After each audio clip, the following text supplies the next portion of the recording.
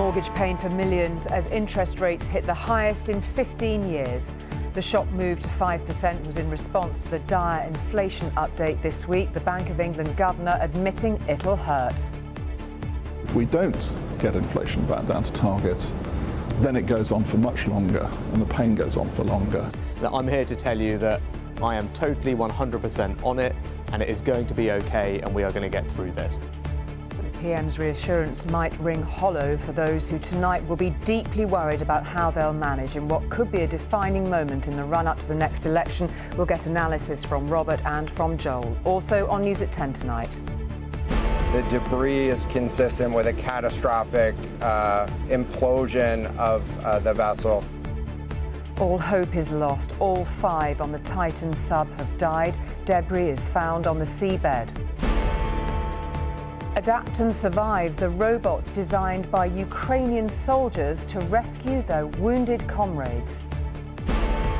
Fury among survivors of abuse in the Church of England. It sacks its independent experts. One tells us of her anger. There isn't the commitment to victims and survivors they are talking about. There isn't the commitment to independent safeguarding. And all the King's horses. Winner's joy for Charles at Ascot.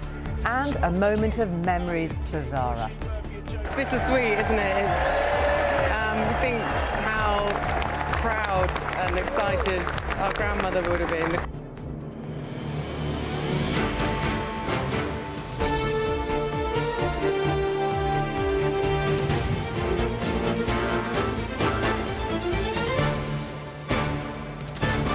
This is ITV News at 10 with Julie Etchingham.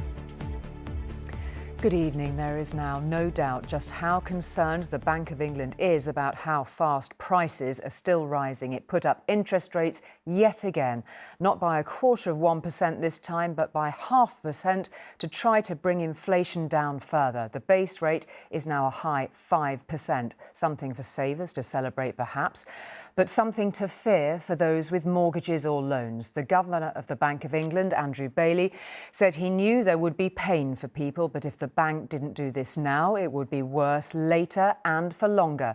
The Prime Minister said he supported the bank's decision. At an IKEA warehouse, Mr Sunak assembled what he hopes will be a reassuring message. He is totally 100% on it, he said, and claimed it's going to be okay. The Bank of England. It has one job, to keep inflation at 2%, and it's been failing pretty miserably, which is why it again put up interest rates today by 0.5% to 5%, causing misery to the more than 1 million homeowners coming off fixed-rate mortgages over the coming year.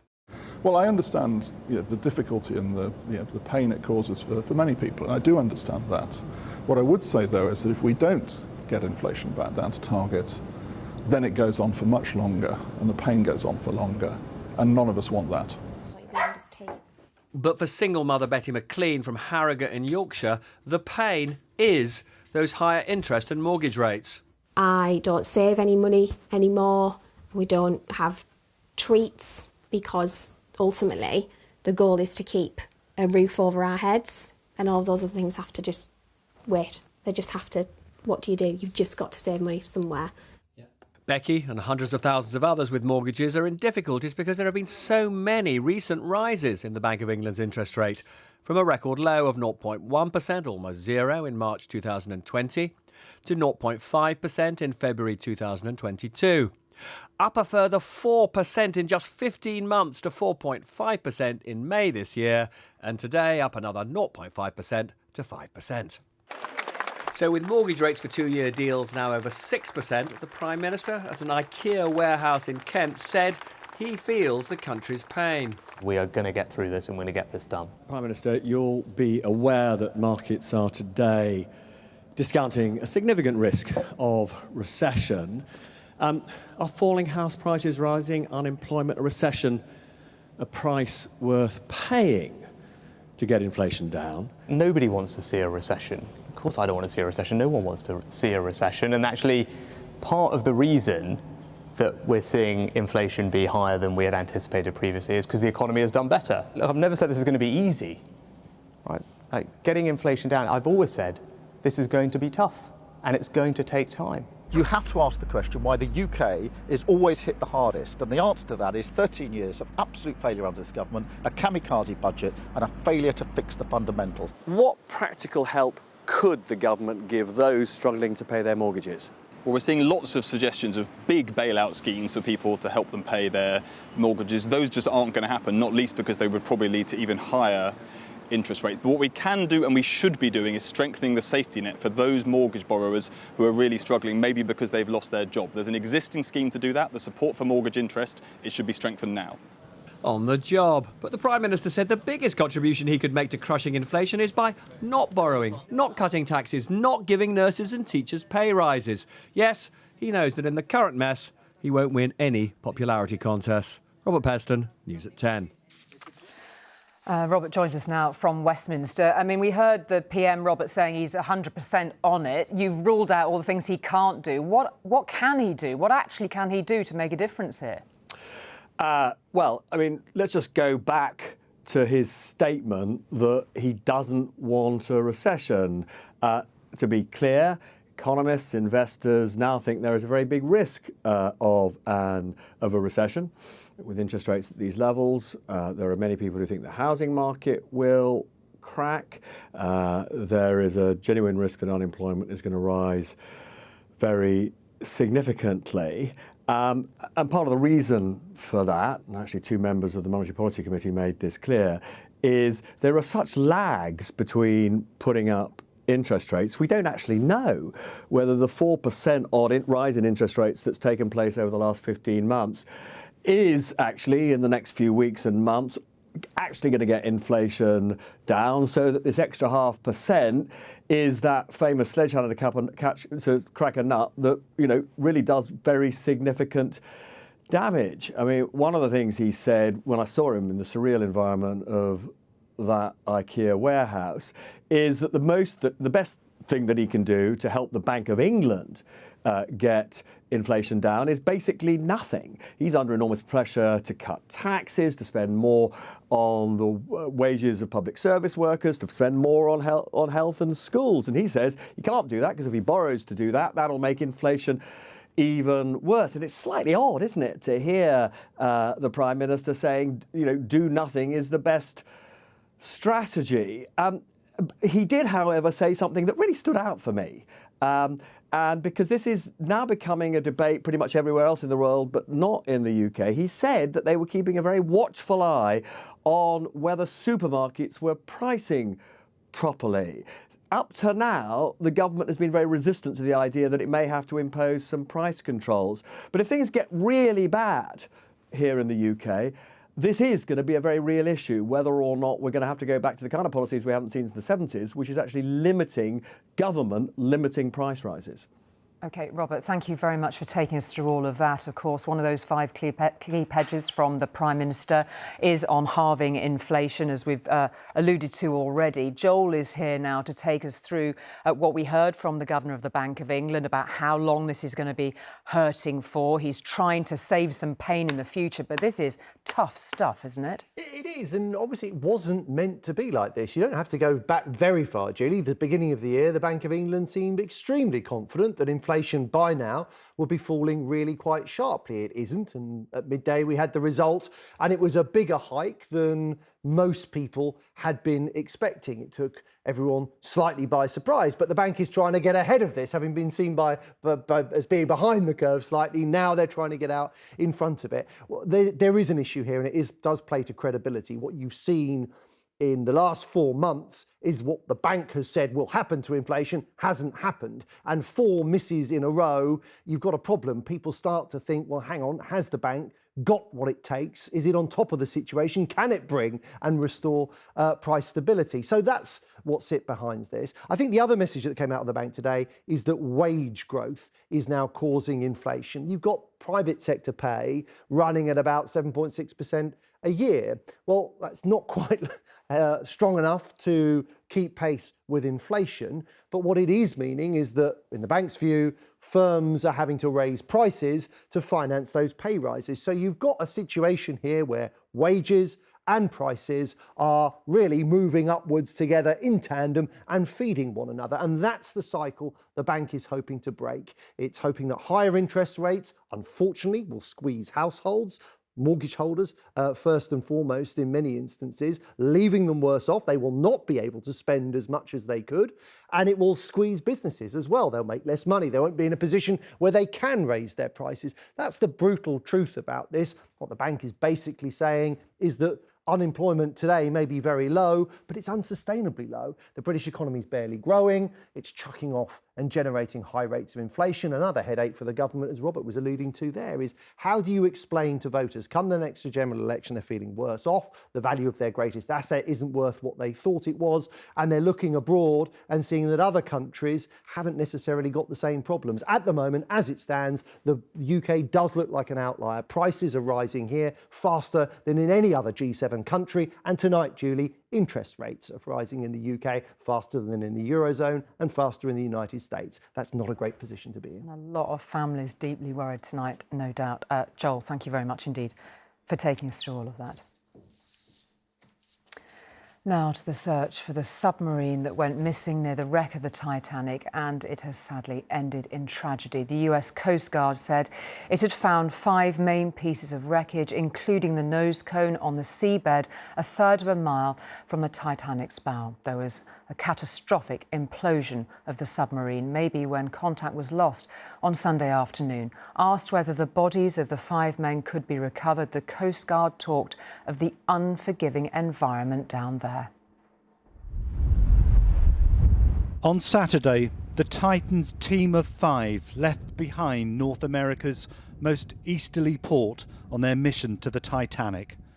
The submersible leaving St. John's on the Polar Prince.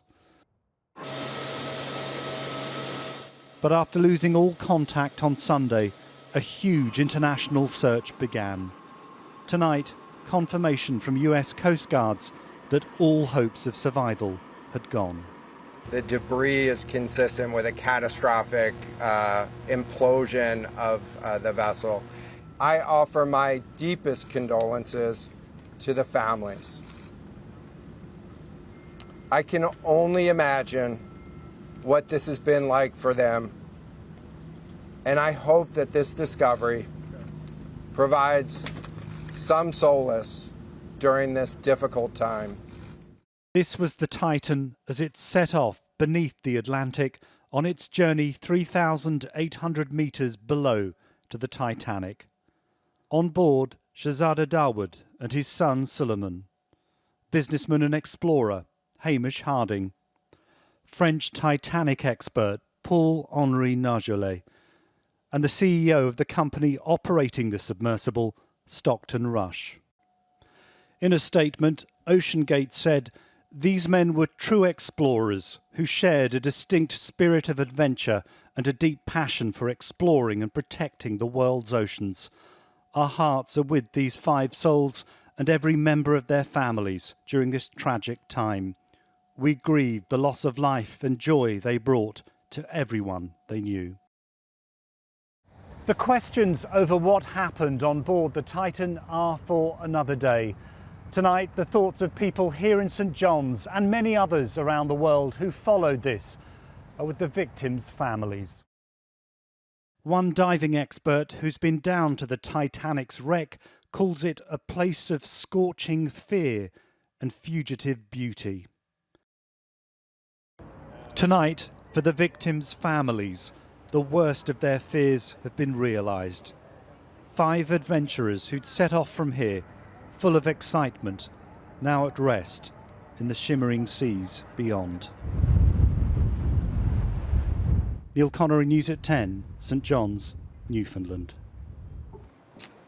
And Lucy joins us from Boston again tonight, where what was a rescue operation was being coordinated, and the saddest of conclusions to all of this, Lucy. Just take us through what you've witnessed there.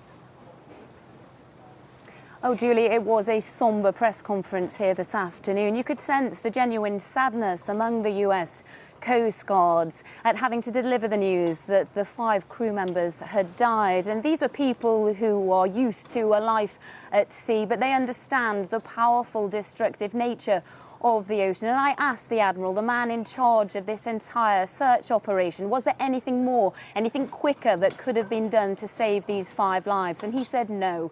It was a catastrophic implosion and accident. Now, the Titan submersible was operating in the bowels of the ocean, a hostile environment, using the most advanced experimental technology, just like the Titanic more than a century ago. It was deemed as pioneering. And this voyage that they were on in 2023, I suppose, is testament to the enduring fascination with that ship.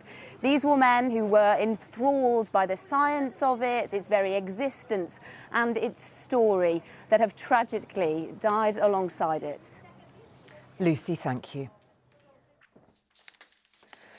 Now, if you were watching last night, you won't have forgotten the startling pictures of trench warfare from the battlefields of eastern Ukraine. The parallels with the First World War were plain to see, of course, a form of war from another age. But the actual machinery of fighting and surviving is changing. The Ukrainian battalion, whose pictures those were, are using robots now to recover their injured from the battlefield.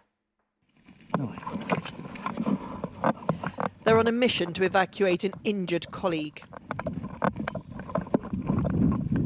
Under constant shelling and pinned down by Russian drones. They take cover.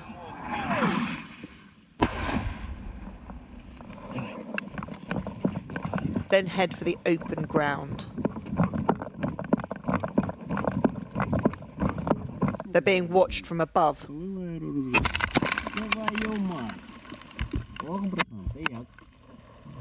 And targeted.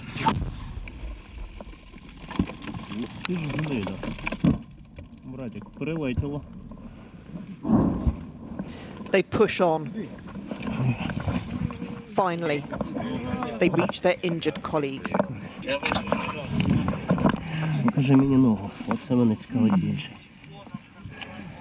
He's in a bad way and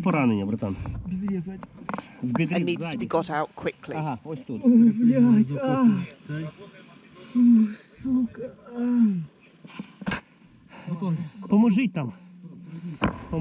But they're still being targeted and can't continue. They cover the casualty with branches to camouflage him and take cover. But it's too late. The rescue team get hit. Сюда, пацаны, пустить блиндаж.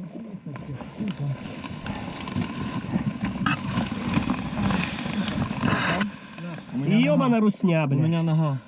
А ну, Євчанка, глянь. Тут сильної нема. Осколок просто. Так, раз. Братик, тут точно не треба ставити турнікет.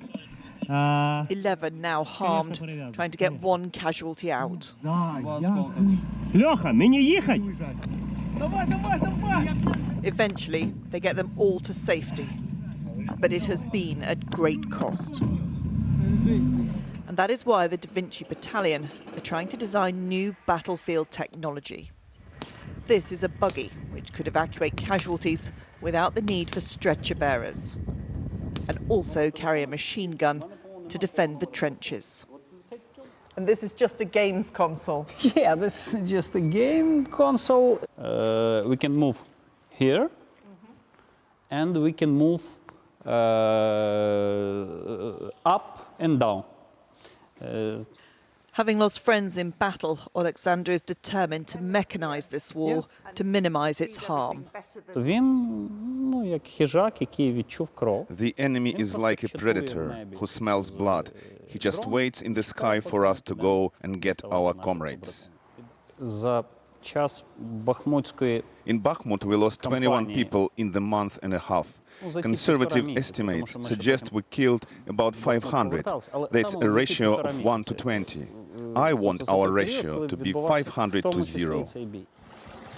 It may look rudimentary at the moment, but the demands of this war have advanced battlefield technology. and are changing the way of warfare. Emma Murphy, News at 10, Eastern Ukraine. An unholy row has broken out within the Church of England over how to deal with the highly charged issue of sexual abuse. A three-strong panel of experts appointed by the Church to oversee how it handles such claims has in effect been sacked. There had already been disagreements between two of the panel and senior bishops. One panel member told us the Church had frustrated their work at every level. Scrutiny of the Church of England's safeguarding practices is something it describes as urgent and indispensable. But it's just sacked the very people it appointed to give independent oversight of how it dealt with abuse. It says the board's relationship with senior bishops had broken down, but Jasvinder Sanghera, one of three who sat on that board, says the Church made it impossible for them to do their job. At every point, they've tied our hands behind our back. For a national director to say we're too survivor focused is really concerning. And the way they communicated this demonstrates a lack of compassion, absolutely. And they are the Church of England. Little more than 6 weeks ago, the role of the Anglican Church was celebrated at the King's coronation. Its leader, Archbishop Justin Welby, played a central part. But he's now admitted that behind the scenes he was struggling to resolve an internal rift, something he hinted at during a discussion last week at the Religion and Media Festival. There will always be safeguarding challenges. There always have been. It's the difference is now that we're open about it. But until we have a fully independent central safeguarding system in the Church of England, we cannot hold our heads up. In a joint statement today from the Archbishops of Canterbury and York, they said that sacking the Independent Safeguarding Board was not a decision they'd taken lightly. They said they knew that this was a serious setback and that they bitterly regretted that things had come to this point, but added it is clear that there is no prospect of resolving the disagreement and that it's getting in the way of the vital work of serving victims and survivors. But one survivor we spoke to said it was the Church that was getting in the way, and he praised the work of the board. When you've been raped, when you've been abused, to trust again is extremely hard, and they have worked so hard. The Church doesn't like it. The Church doesn't like genuine independence, so they've pulled the rug from underneath them. The Church describes this as a reset of a crucial safeguarding system. But for survivors, it is another reason that the Church is somewhere they don't feel safe. Chloe Keedy, News at 10. Still to come on the programme tonight.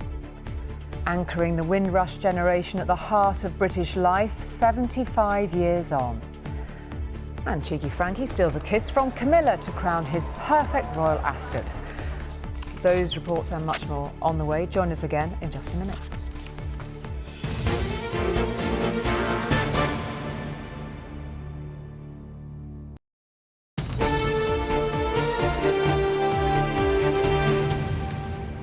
Welcome back. Across the country, the contribution of the Windrush generation to the life of Britain has been celebrated today, the 75th anniversary of the ship's arrival from the Caribbean. For those on board that voyage and later ones, their lives changed forever, and so did Britain. The King said recognising the anniversary was crucially important because of the immeasurable difference that the Windrush generation had made. Thank you for coming before us. A celebration of a defining moment in Britain's history that has shaped a modern, multicultural nation. Commemorating the contribution of the Windrush generation to the fabric of British life since first arriving 75 years ago. The Empire Windrush docked at Tilbury in Essex in 1948, carrying more than 800 passengers from the Caribbean to new lives in the UK. On board that day, Alfred Gardner, one of only 2 surviving passengers. It was cold. That was the only thing that bothered me when I first came. My idea was to work and raise a good family. And I think I've raised a beautiful family. I'm proud of him.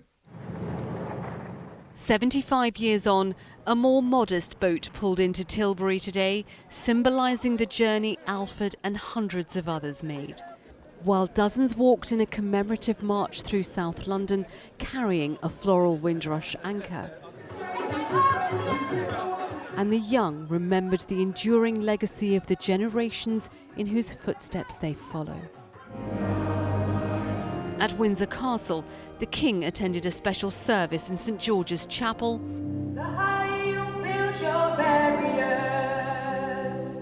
which echoed to the sounds of songs and remembrance. I want to refer to them as Windrush pioneers. Pioneers who paved the way for the generations who came after them. For many, the commemoration's bittersweet, after the scandal which saw thousands wrongly classed as illegal immigrants. But this story was remembered today as one of pride as well as prejudice. Sejal Karia, News at 10. Now, during the pandemic, when Sir Chris Whitty spoke, the country listened. Well, today it was the COVID inquiry that was listening to whether the Chief Medical Officer thought the UK could have been better prepared. In a word, the answer, it seems, was yes. Sir Chris told the inquiry the UK did not have the ability to scale up quickly to deal with the pandemic in areas such as testing. He also said there should have been a more imaginative approach to how we would respond to a major pandemic. As promised, the rail union, the RMT, has set more dates for strike action. They'll be held next month, Thursday the 20th of July, Saturday the 22nd and the following Saturday the 29th. Once again, 14 train companies will be affected. And one of the trailblazers of the Scottish National Party, Winnie Ewing, has died at the grand old age of 93. She became the party's first female parliamentarian when she unexpectedly won the Hamilton by-election in 1967. She also became an MEP and MSP. Scotland's First Minister Humza Yousaf called her a shining light of the party. To the women's Ashes now, where England had a decent day in this summer's one-off test match against Australia. Australian batters started well. Elise Perry hit 99 for the undisputed world champions, but England's bowlers, including Sophie Ecclestone, fought back after a rain break.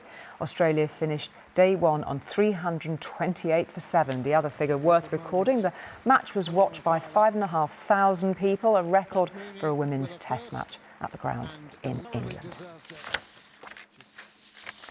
And finally, a crowning moment at Royal Ascot. The King had his first winner at the event since he was crowned. Desert Hero lived up to his name with the closest of victories.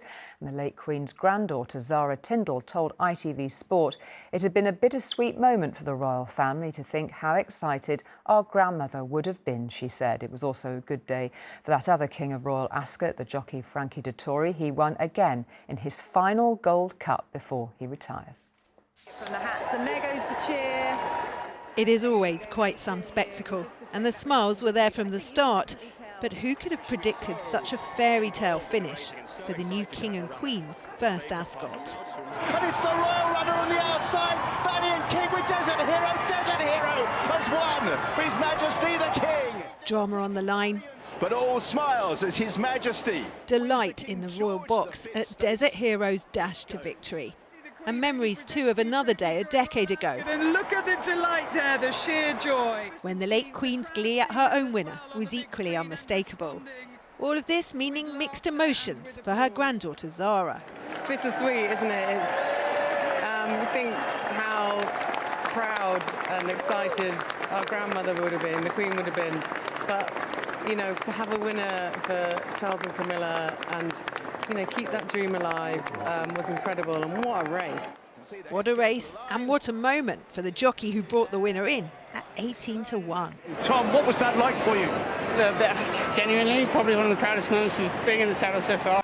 Frankie Dettori will win on his final Gold Cup ride. Glory too for the legendary Frankie Dettori, lifting the Gold Cup at his final Ascot before making the most of his status as racing royalty by daring to kiss the Queen.